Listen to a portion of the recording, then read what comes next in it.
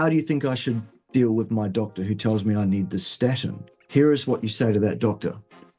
Transfer my records. Yep. You are fired. Yeah. Fired! Hey winners, and welcome to episode 260 of the SupersetYourLife.com podcast. This is your bi-weekly dose of entertainment, education, and inspiration to fuel your life inside and beyond the gym. And I am your host, Coach Colt. We've got a roundtable discussion today featuring the one and only Professor Bart Kay from New Zealand. Mark, Stephen, and I are all nutrition coaches in this space who live by and teach an animal-based diet.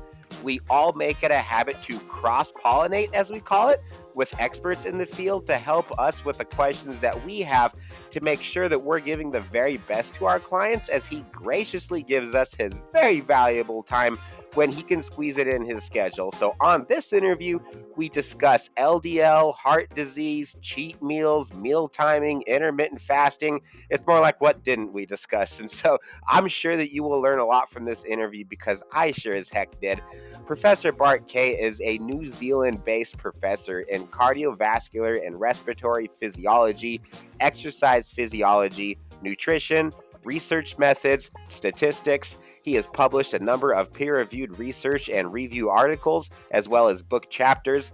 External consultancies are the New Zealand All Blacks, the NRL, and the New Zealand and Australian Defence Forces. I'm going to turn it over to Coach Stephen, who organized and arranged this interview. All right, guys. Well, thank you guys so much for tuning in. It is a roundtable discussion. I'm Coach Stephen. I'm going to be your quasi-host, I guess, for the day. I'm going to do the best I can. From Ireland, a great coach, specializes in women's hormones. His name is Mark. He is here. Coach Colt Milton out in, the bodybuilder himself, the man himself. He is the carnivore coach out in Montana. And as always, your senior academic, the man, the myth, the legend himself, Mr. Bart, is with us. So I'm going to start. I had a few questions for you. It'll kind of sort of, like I said, a roundtable discussion. We'll kind of see where it goes. But one of the main topics that I did want to ask you, Bart, is, correct me if I'm wrong on this, but I believe in 2015, the IARC came out with a decision that said that red meat is a probable carcinogen or class 2 carcinogen. And from what I understand as a layperson, that there are some serious fundamental issues in the statistics in this paper. So with your expertise, if you could for us. Yeah, no problem. First of all, thanks for pulling this together, Stephen. It's a great idea. I think we don't do enough by way of cross-pollination. Look, we're all busy, I know, but it's really good just to get some collegiality, I guess, and some, as I say, some cross-pollination and to find out what others are doing and stuff. So thanks for that. Yes, right. The issue we have with all of these so-called self-claimed authorities who are putting together statements around this is likely to cause that, that's likely to cause the other thing. Red meat and cancer. Saturated fat and heart disease. Cholesterol and heart disease. A lack of fiber in your diet. Vitamin C, though. Whatever it is. None of the assertions made by these people are based on empirical data sets experimentally collected with human subjects under control.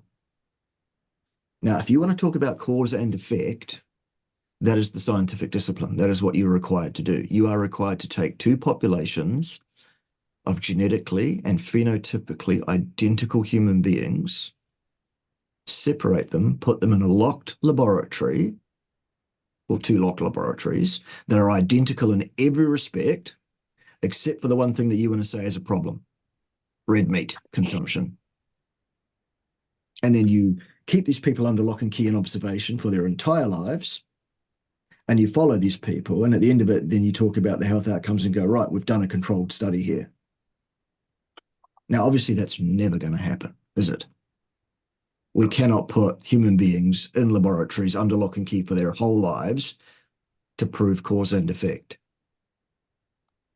So here's what a disciplined scientist does. A disciplined scientist says we are unable to do cause and effect work on human beings. We can't experiment on human beings. We have educated guess here. We have an inference of whatever quality. That's what a disciplined scientist would say.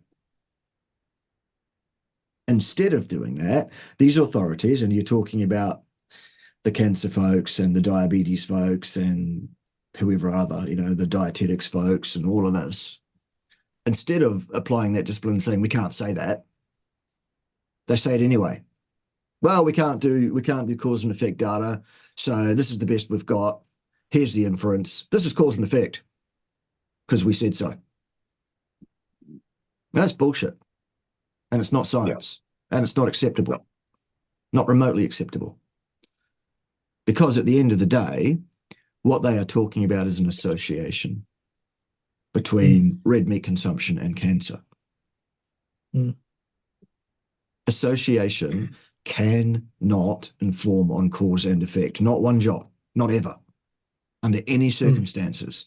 And to say it can puts you immediately and squarely in the not a scientist basket. You're a loon now. But people take this seriously because they're an authority. Yeah. I mean, ice cream sales at Miami Beach, highly correlated with sunburn at Miami Beach. So do we deal with the sunburn problem by outlawing the ice cream sales? Is that what we're going to do? But that wouldn't make much sense. No, of course it wouldn't make much sense. Neither does suggesting that red meat causes cancer. Neither does that make any sense. Why would it? We've only been eating red meat as a species for 4.5 million years. Exactly. Yeah. Professor Kay. From what I understand, go ahead. Go ahead. Go, Colt. Yep. Yeah, I was going to. May I ask a question that is kind of, I guess, a bit more practical to every day having these conversations? You bet. Okay, great. Yeah. Awesome. So, we're frequently told that red meat causes cancer, and most people just kind of take this as conventional wisdom, right? We all know better. So, all of my clients, I should say all of them, I would say most of them have high LDL. They all eat probably 80 to 90% red meat right now. And whenever it's not uncommon that their doctors will try to sell them statins, and we'll tell them that they need to get on statins. I ask them to send most of these guys and ladies are professional and amateur bodybuilders. And they're natural bodybuilders, and so I politely ask them to send a picture of themselves to their doctor and say, hey, by the way, this is what I look like. Do you think that I'm really at risk for heart disease? Right. And the response is usually, you know what, it's probably not that big of a deal. The doctors get a lot more relaxed after that. Am I handling that ethically? Is there anything that I could be saying better? Is that a good idea or a bad idea to say? I don't know what to say because I know that they're wrong. But I'm not a doctor. Right. I'm a coach. Right. Okay. Well, I mean, at the end of the day, I'm not a medical professional either. I'm pretty highly qualified in human physiology. One of 3 specializations that I undertook during my academic career of the past was that I was a cardiovascular pathophysiologist. So that means somebody who studies the reasons why heart disease occurs and why it doesn't. So I've never practiced medicine, but I have instructed and taught more physicians than most people have had hot feeds. So I feel like I can speak to this topic with a degree of authority. Yep. I will caveat that statement by saying I am not giving anybody medical advice. That's not what I'm doing here. I'm giving you some facts about science. So take them as that. Here are the facts. Here are the scientifically establishable facts from basic first principles and logic. Cholesterol does not cause heart disease, period. It is not the cause for atherosclerosis heart disease. Neither are any of the lipoproteins, nor any fraction of the lipoproteins, nor any of the stuff that we're told is involved in the process of heart disease causation. It simply isn't. The medical profession have this completely wrong. It is my opinion that they know damn well they've got it wrong. However, at the end of the day, they are in the pockets of big pharma who make a lot of money selling statin drugs. Billions with a B, trillions even, I think it is, of dollars on statins. Yeah. That statins strip you are of your that strip you of your bone density and strip you of your muscle mass. Look, at the very least. Stephen, was it you and I that were talking about that, or was it Eddie and I that were talking about that? All three, yeah. Yep. Yeah, it's a contraindicated metabolic poison. Exactly, and the exact wording I use personally whenever I describe statins is that's exactly it, Stephen. I say statin medications are a contraindicated metabolic poison. They have no indication for therapeutic use in a human population whatsoever. There's quite a bit of research connecting them. Go ahead, sorry, Bart. With one caveat. Statins have an anti-inflammatory effect, serendipitously. It wasn't even planned. It just so happens that that's what those drugs do by a pathway that's parallel to the one they're actually attempting to work on. And as such, anti-inflammatories can be useful in reducing the likelihood of secondary events. And that's what the data shows. It shows that statins are associated with a reduced incidence of secondary effects, secondary heart disease events. In other words, a second heart attack, not the first one. However, you can achieve the same thing by getting a person to have anti-inflammatory effect through another pathway that doesn't have the problems that statins have. Because we were talking about some of the things that statins can strip you of. Let's boil it down to the most severe circumstance. A statin can strip you of your life. A statin can absolutely kill you. Hey, I'm holding in my Mark, just real quick, Mark. I'm holding a study in my hand that says Amyotrophic Lateral Sclerosis associated with statin use, a disproportionality analysis of the FDA's adverse event reporting system. This study basically just backs everything that Bart just said. So what that study there says is that of the various major manufacturers of statins, there are different brands available still. From memory, I believe it was Vatistatin or something like that was the worst in terms of its association with ALS. And I believe that they're talking about 11,800% relative increase in ALS in a patient population taking that drug. That's 11,800% relative event. Now, ALS is a universally fatal neurodegenerative disease. It's the one that got Stephen Hawking.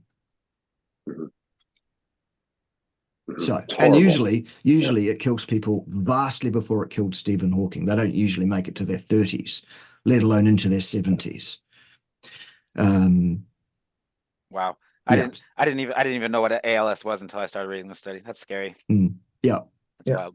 Mark, you had something? Yeah. No, I'm gonna add my mother-in-law was taking the AAS, and she was taking up to I think around 12 to 15 statins before she passed.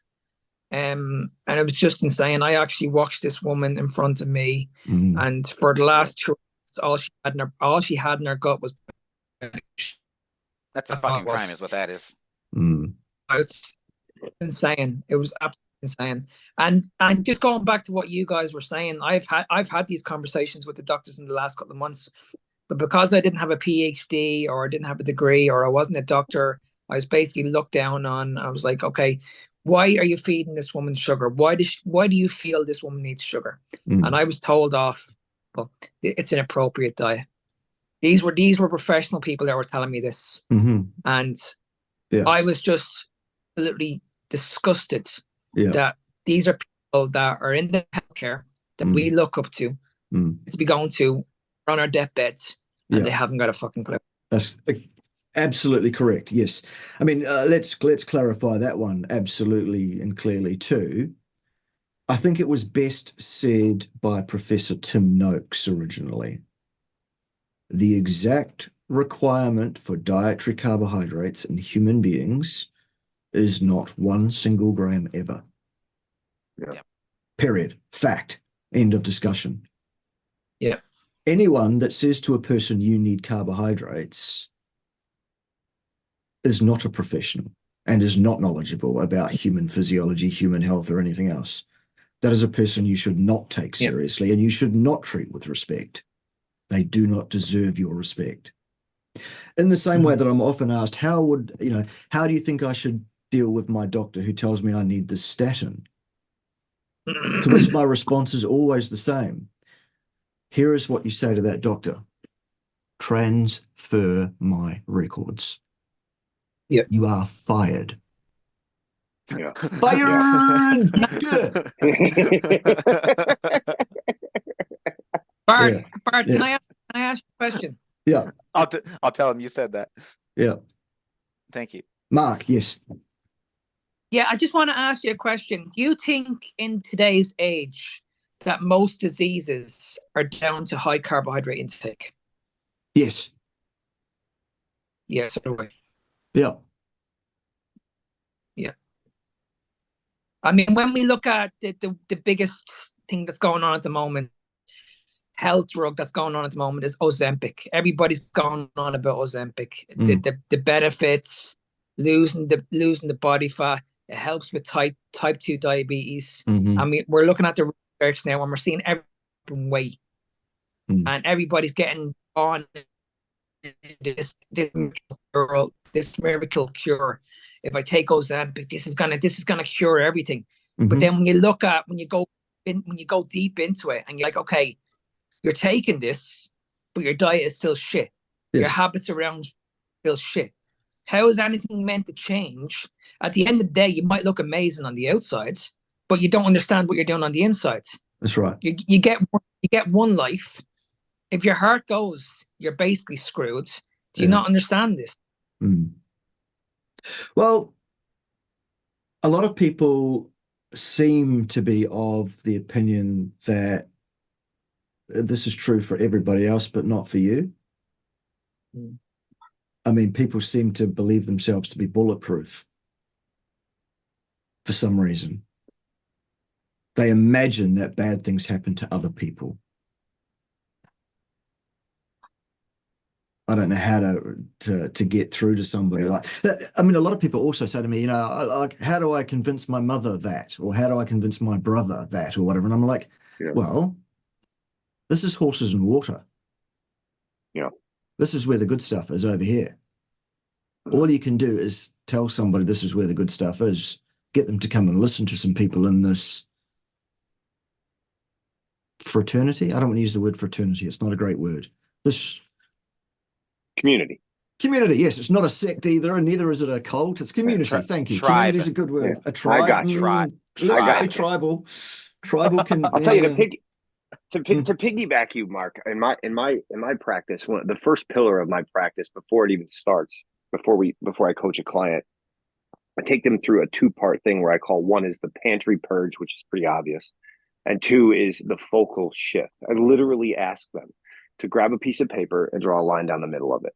On the top of the left-hand column, I want you to write human food, and on the right-hand side, I want you to write recreational drugs. Yeah.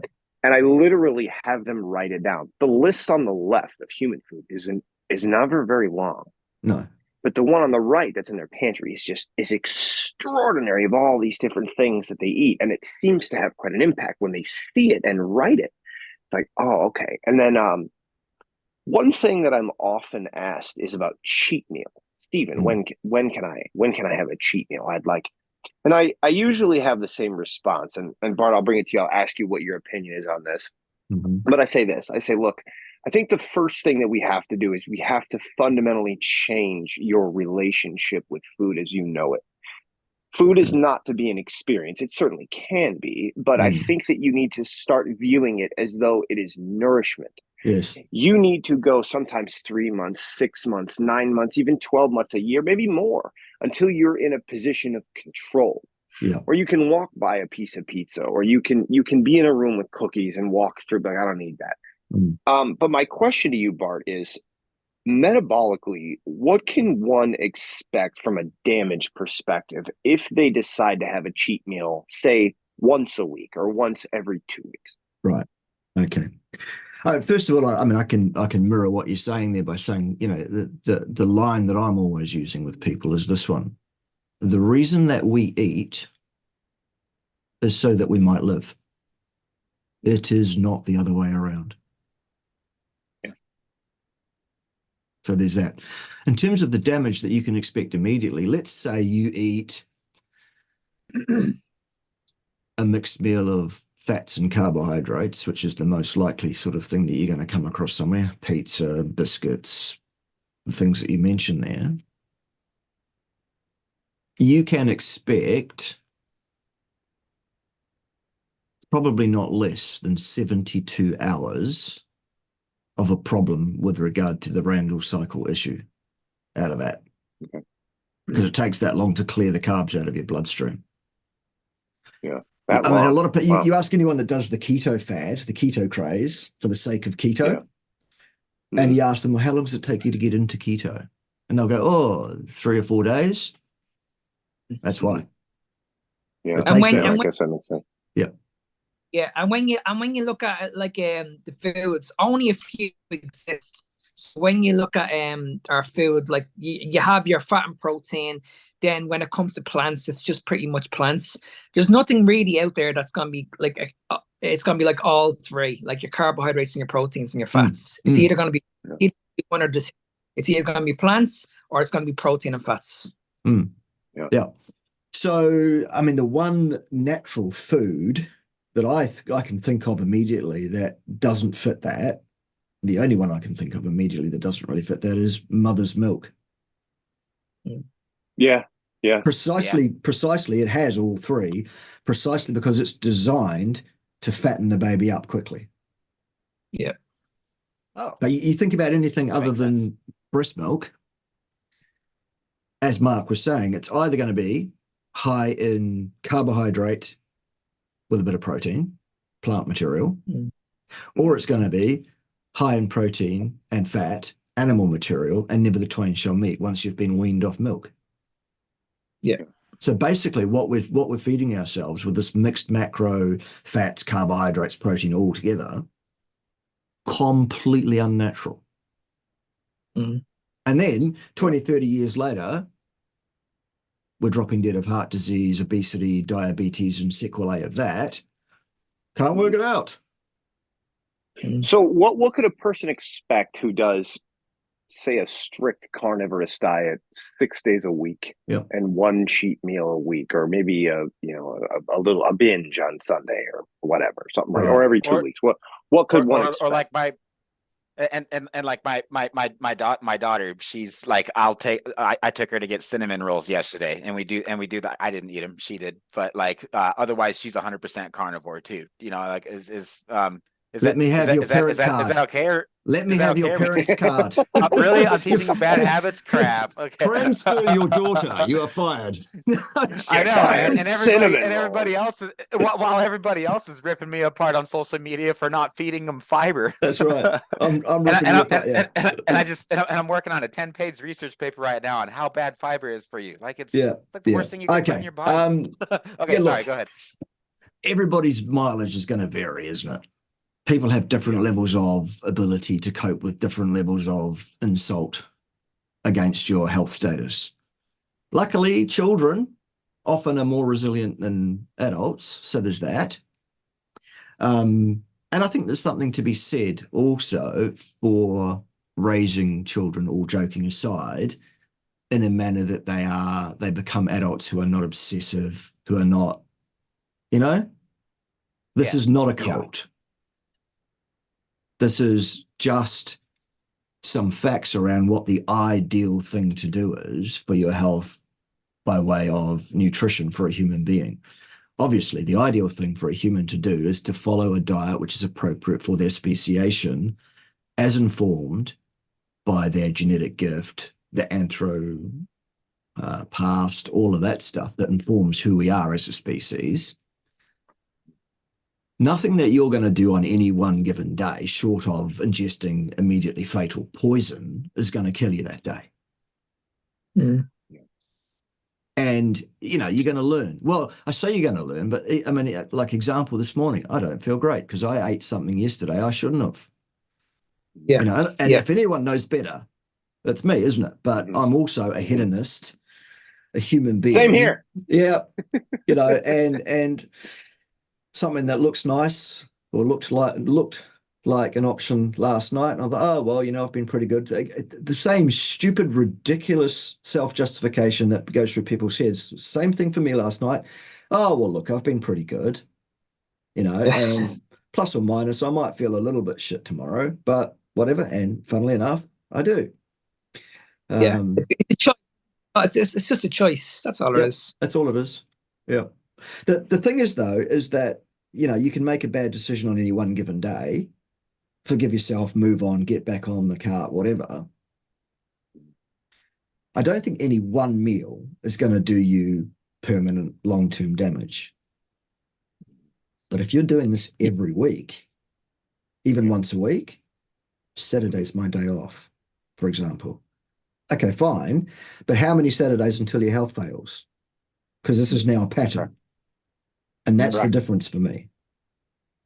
Yeah, and I think that if you're in that situation and it's getting too addictive, like obviously then the problem gets worse. But I'd be going back to what Stephen says, and if you're saying like, okay, if I eat clean 6 times a week, and I'm gonna have that cheat meal, you're always gonna have that in your head that addiction is still, it's always going to be there. And if you want to eradicate that and get rid of it out of your head completely, then it's like, okay, well, listen, I need to be completely strict on myself. But then on the other side, it's like, okay, if I want to have something and I fancy having something, I shouldn't feel guilty about it. It's a choice. If I want to have a Coke Zero or whatever it is, if I want to spend a bit of time with my daughter or my child or my wife or whatever, and I want to have that little bit of carbohydrate, it's your choice. But as long as you understand that, and you're able to control that the next day, well then there shouldn't be a problem. But then, well, like Bart says, if it continues on, then that's where the biggest problem is. Yeah, right. Exactly. Mark, I just want to add one thought to that, if that's all right. I think that the problem is going back to what Stephen was saying earlier about having them identify the difference between a recreational drug and what is actually food that is benefiting your body. And if it's a drug, just admit it. Like, okay, I know this isn't doing any good for my body, but you know what, we're at a party and I'm not gonna not have one of these cupcakes. Like, you know, what's her name?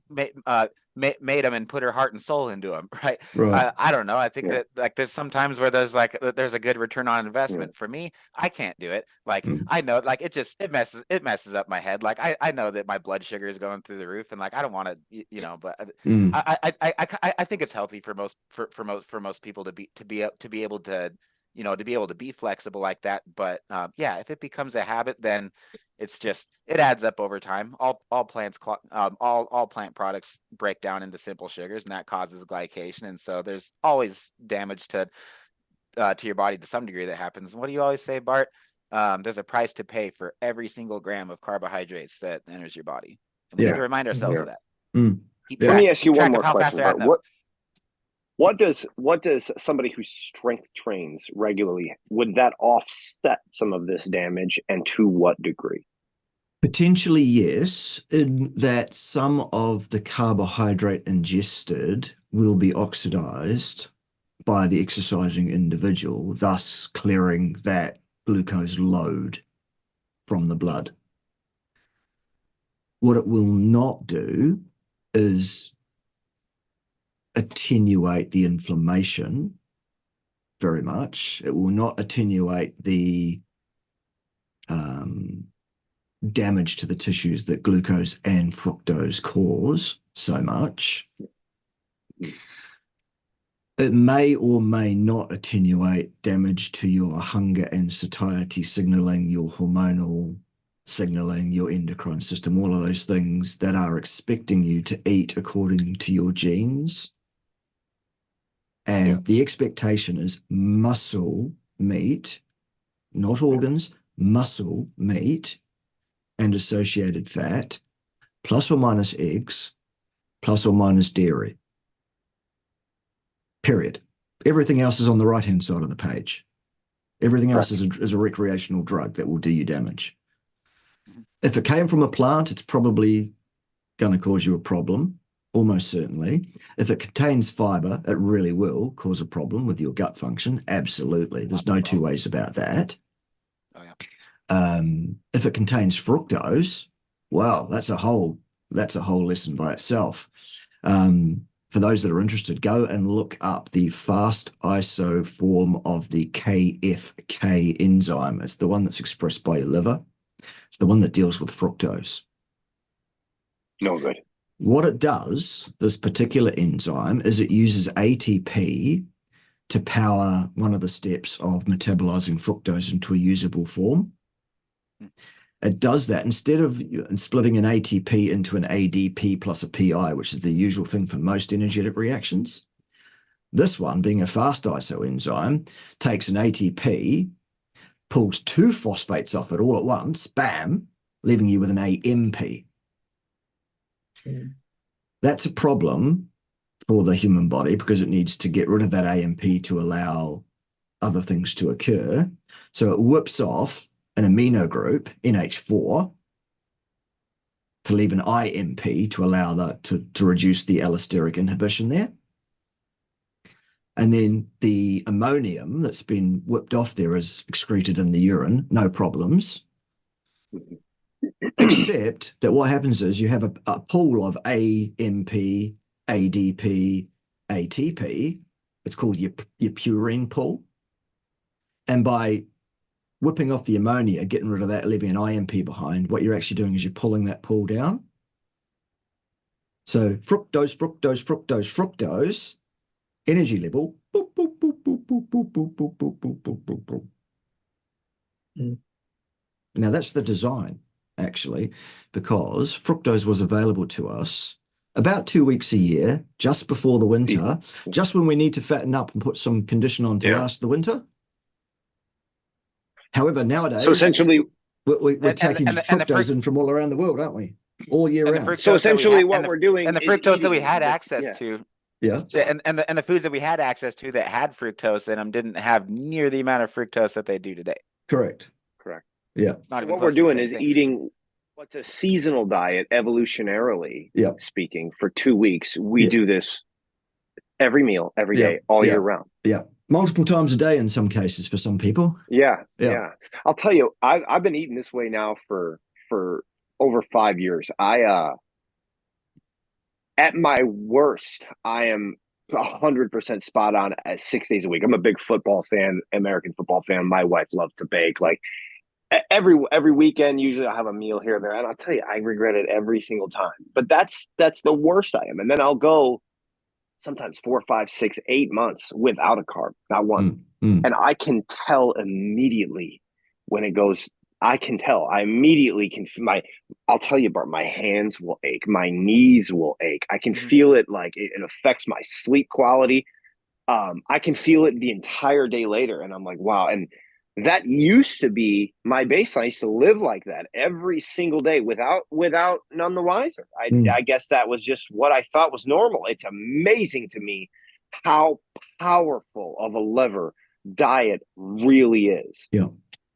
Everything. Yeah, I used to do that as well, because I used to do a lot. I know back in the day I used to do an awful lot of carb backloading, where during the day I used to focus on a lot of I wasn't focusing too much on fat, so I was only focusing primarily on protein and veg. But then I would have my carbohydrates at nighttime, and it was the same when I was used to train. I'd have my carbs post workout. And I always thought that was the best way to do it, but I always felt horrendous, absolutely horrendous. Right. Like my was leading up to it were fine, but then once I had that carbohydrate meal, it just dropped, like a massive drop. Yeah. I felt that after that food, okay, I was ready to sleep. Yeah. Bart, I've got another question for you. I've heard you reference a couple of times in different podcasts. You were referencing some health issues that you had and that you'd overcome with this way of eating. Yeah. As a former senior academic right here in human nutrition. Mm. What was your first reaction to someone who had told you about a carnivore diet? Were you kind of like, that sounds crazy? Like, how did you receive it? I was positive to it immediately and actually just went straight to it and went, yep, that makes sense to me. Not just from a argument construction point of view, because it does make sense from that. The whole anthro background, the stable isotope testing, the organ systems we have, comparative anatomy and physiology, everything points, once you understand those things, all of it points to us being obligate hypercarnivores. No two ways about it. I also come from, I guess, the either fortunate or unfortunate standpoint, depending on how you view it, of being hardwired to always swim against the current, right from when I was a child. As it turns out, I have a form of so-called autism. I present on a spectrum, so-called, on a thing they call pathological demand avoidance syndrome. I've only got a problem with 50% of those words. There's nothing pathological about it, and it's not a syndrome. It's who I am.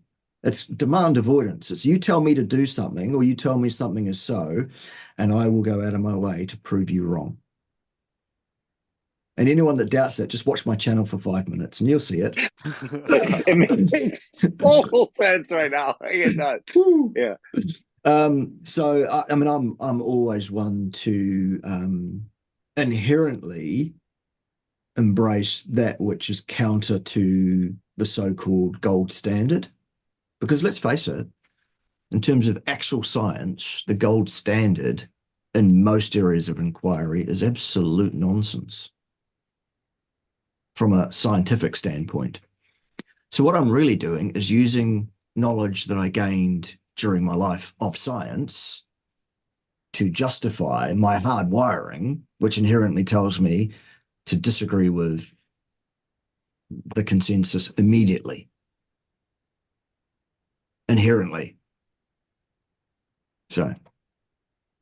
Wow. Hey, Bart, thank you so much for saying that about the autism in particular. I've kind of noticed that autistic people seem to rule the world.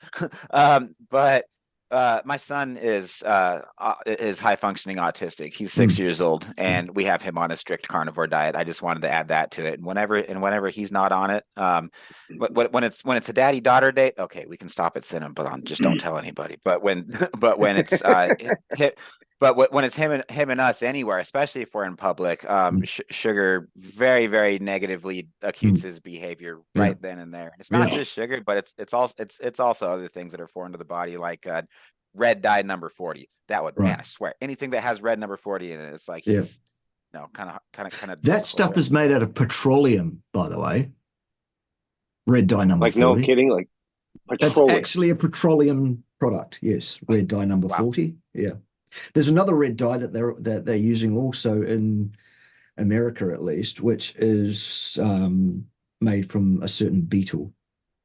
You will eat the bugs. I wouldn't doubt it in America. You will eat the bugs. You will eat. You will eat the bugs. Aren't you feel enjoy eating the bugs? Anyway, that's for another day. I wouldn't doubt that at all in the United States. Some of the things that just for your safety. I know. Who let him in here? Yeah. For goodness sake. Yeah. Hey everyone, Coach Taylor Milton here. Welcome to Skull Bells TV, the official YouTube channel of supersetyourlife.com, where you're going to discover a weekly upload of quick and easy to follow workout tutorials featuring Coach Colt, myself, or one of our athletes to keep your workouts fun, practical, and effective. Our family's latest keto carnivore recipes that fuel Colt's competitions and keep myself and our kiddos strong and healthy. Video uploads of the supersetyourlife.com podcast, now over 100 episodes, your weekly dose of entertainment, education, and inspiration to fuel your life inside and beyond the gym, and much more. Last thing before we get into the video, we're asking a big favor from you. This has been working beautifully, so if you would please think of someone you care about that would benefit from this video, go ahead and smash that like button, click the share button, and text this video to them. That would mean the world to us. And while you're at it, make sure you hit the subscribe button so you don't miss more exciting content from School Bells TV, because our team has lots of meat and lots of muscle coming your way, and I promise you won't want to miss it. When you hit the subscribe button, you'll see a bell icon pop up. You want to click that too so you're notified every time we release a new video. Thank you so much for the support. It means the world to us. Every like, share, and subscription helps our channel grow and supports our family's hard work. So thank you so much for doing your part too. That's all we ask. God bless you, and please enjoy this video. I got a question for you, Bart. Cool. We were talking about carbs and performance sports earlier. And I was curious if you had a thought and or opinion on why so many bodybuilders that are using steroids are dying at a young age. They're dying from heart failure, right? Mm-hmm. They look like they're healthy. They look healthier than anybody else on the planet, right? Yeah. Or at least that's what it appears to be on the outside. I'm a natural bodybuilder. Everybody that we train is natural. I'm curious if and nobody that I'm training right now is eating carbs in their diet. Right. We're all keto carnivore. I've noticed that that seems to make more sense in natural bodybuilding because you're optimizing your hormones, right? And so you can certainly cut corners when performance enhancing drugs are used. Yeah. So I'm just curious if you think it might be the steroids that are causing the damage themselves, or if it's because all of these athletes that are using the steroids are consuming way more carbohydrates than most people are. And if that is doing more of the damage, or if it's just like a perfect storm of the two. Yeah, look, I think it's a rich tapestry cult. I think it's one of those things that's hard to unravel, because at the end of the day, to prove cause and effect on any of these things, once again, you're going to have to put people in laboratories, keep them under control and observation, and allow only the thing that you want to point your finger at to be the thing that varies.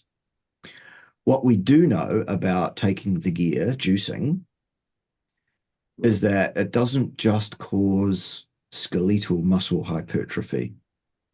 It also causes cardiac muscle hypertrophy, as does heavy resistance training. So it makes your heart bigger and your muscles bigger. And if your heart gets too big, then that's it gets too bulky to actually do its job effectively, in the same way that many very large bodybuilders couldn't tie their own shoelaces because of the muscle bulk being in the way. The same thing is true in terms of the heart function. It becomes too bulky, it just can't effectively do its job of pumping the blood any longer. And that's, I think that contributes to the heart disease issues in professional bodybuilders.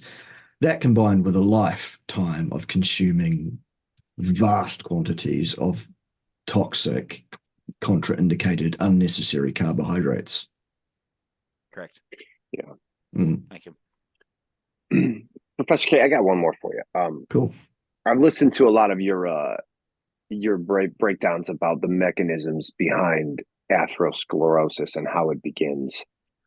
I recently listened to a podcast with our friend Dr. Alo and Salad Boy.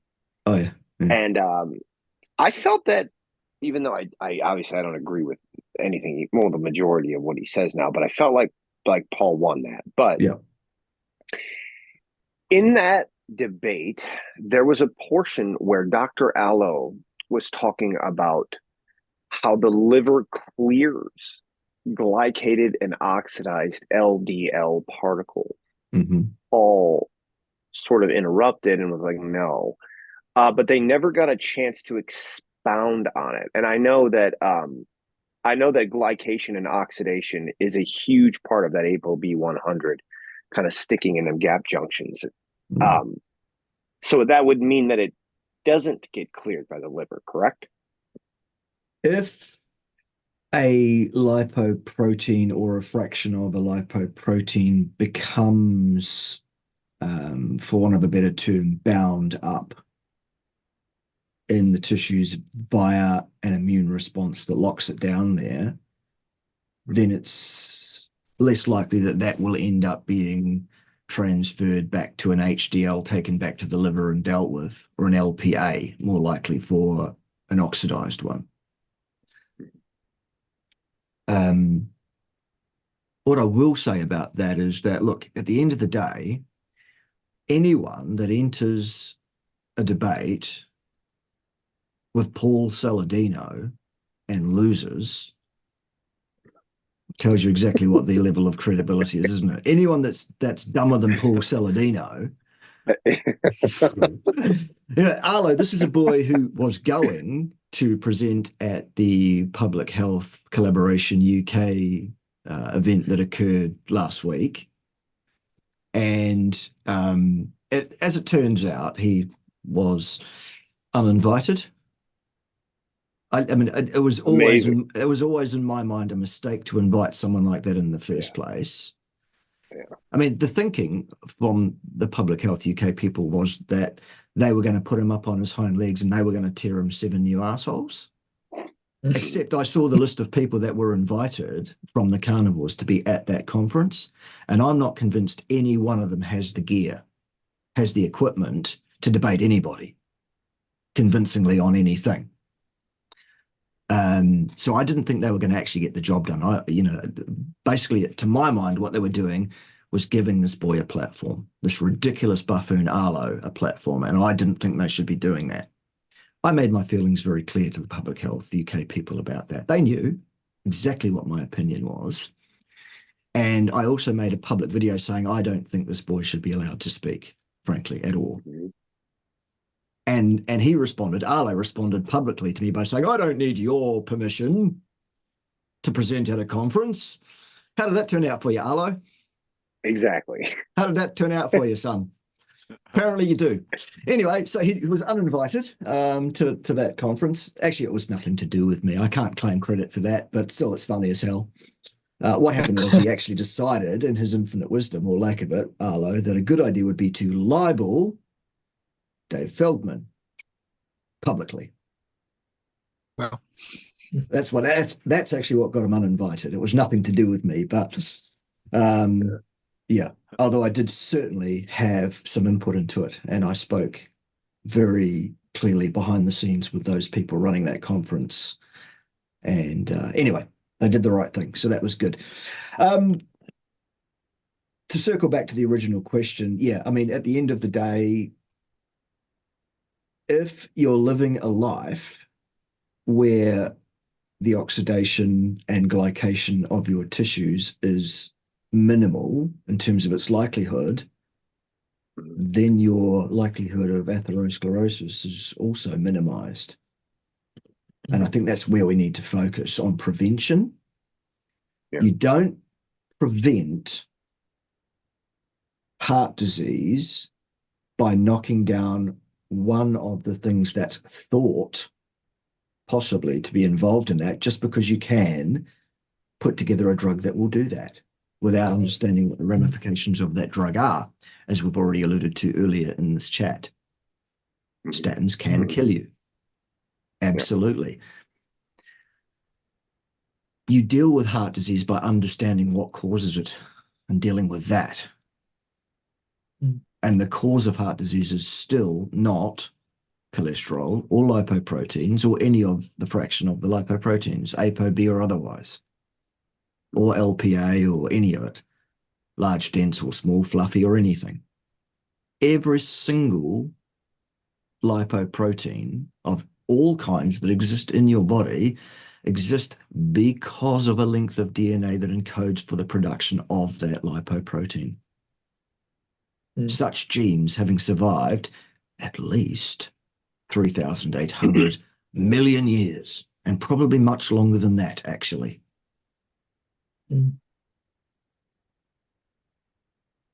It's just ridiculous. It's nonsensical in the extreme, and the whole idea that any of these things are involved causally in the heart disease process, it's just fundamentally beyond a joke. It's ridiculous. It's bought and paid for, all of it. Yeah. So there it is. May I ask a question on meal timing, sir? Yes. Okay. So this is an area that I'm kind of stumped in, because most people will say, and I'm not aware of any science that I guess backs this up, but I've heard from a lot of people that from the intermittent fasting crowd mainly, right? That it supercharges your metabolism. Your metabolism should be faster. I've been doing some reading in a book called Calories Don't Count. I'm not sure if you've ever heard of that one, but it's an old one. It's kind of a classic. It's from the it's written in like the 40s.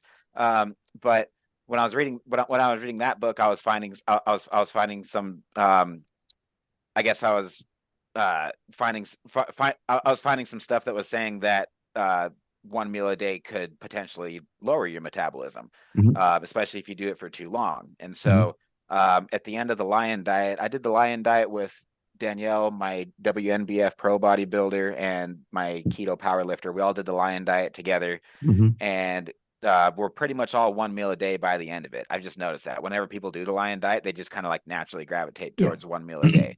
Okay. So I did that. And then my fat loss stalled. I've been tracking my macros. I'm at 190 grams of protein and 240 grams of fat. So I took that one meal a day that I was doing, and I split it up over 2 meals. And I did that for 3 weeks, and I've lost 8 pounds since then.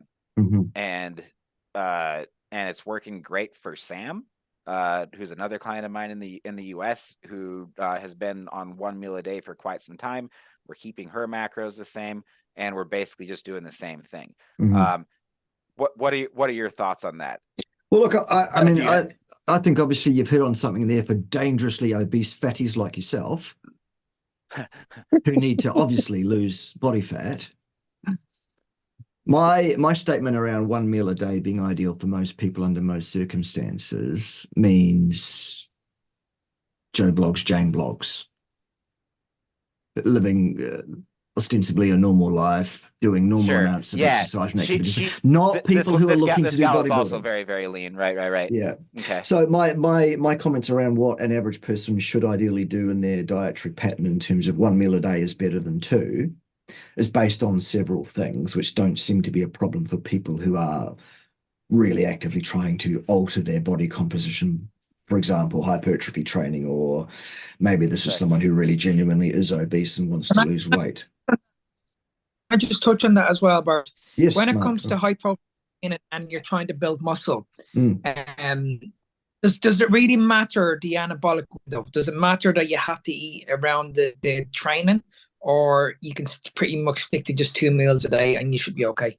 Yeah, look, I don't think that, I mean, at the end of the day, this whole, should you eat half an hour before training, half an hour after training, is there an anabolic window that you must meet, otherwise it closes and you lose that opportunity for that muscle gain? And I don't believe any of that shit, frankly. I think what happens is you eat food containing amino acids, protein. Your body breaks down that protein to either individual amino acids or branch chain amino acids or peptides, depending on what it is. Those enter your pool of amino acids, some of which will be in your liver, some of which will be floating around in your blood. And then your body draws those amino acids down and uses them, or those peptides or whatever, for the purposes that they're going to be used for when they're needed. If there is an anabolic effect of eating, for me, that's around the insulin response. Because at the end of the day, people don't think about protein and fat as being insulinogenic, because they think, well, carbohydrates cause insulin spikes. And then they somehow conflate that with, ergo, protein and fat doesn't cause an insulin response. Well, who said that? While carbohydrate will cause a spike in your insulin like that, a big one, which is a problem, that doesn't mean that protein doesn't do that, because it does. And it also doesn't mean that fat doesn't do the same thing, but even less, because it does. Yeah. And so that's probably what it is. Accompanied by an acute inflammatory response as well. Absolutely. Every time you eat. Yeah. Yes. Every time you eat. Yeah. Yeah. That's one of the reasons I tell Joe Blogs, just someone that just wants to maintain their health, not someone that's trying to do either weight loss or weight gain. Sorry, fat loss or muscle gain. Because let's be specific. I generally tell someone that's just, I just want to be the best I can be and all of that. I generally tell those people, look, 1 meal a day is optimal, A, because you'll probably just gravitate to that once you're on the appropriate foods. Secondly, that'll give you more of an insulin bump to make sure of maintaining your kidney function, your thyroid function, those things that keto people can have a problem with. Yeah. Cramps and, palpitations and all the bullshit that happens when you get it wrong. Paul Saladino. And it means that your inflammatory response to food happens once a day instead of twice or 3 times a day. And at the end of the day, most people, the battle that they have for most people is inflammation. So we don't want to feed them 2 or 3 times a day, which is going to promote that.